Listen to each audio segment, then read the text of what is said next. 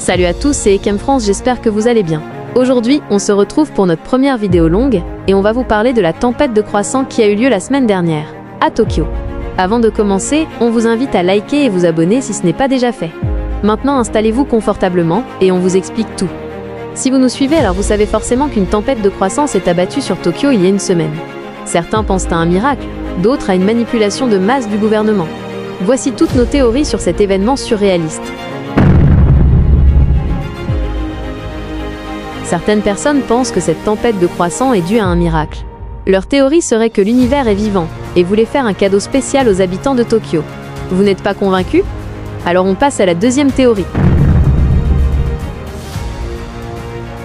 D'après certains scientifiques, cette tempête de viennoiserie serait indirectement due à la fonte des glaces.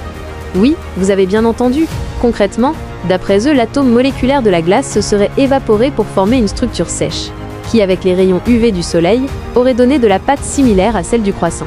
En gros, selon eux, les icebergs se transforment en croissants.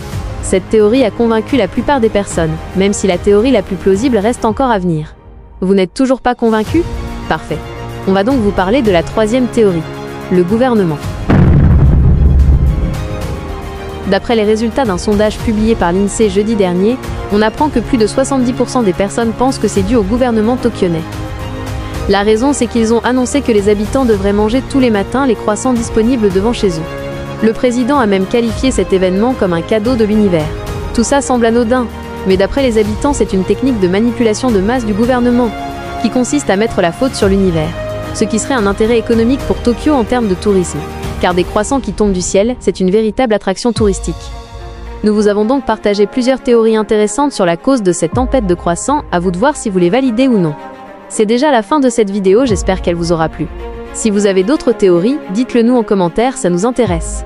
N'hésitez pas à nous donner votre avis sur ce nouveau format. On vous souhaite une excellente journée. À très bientôt. Salut!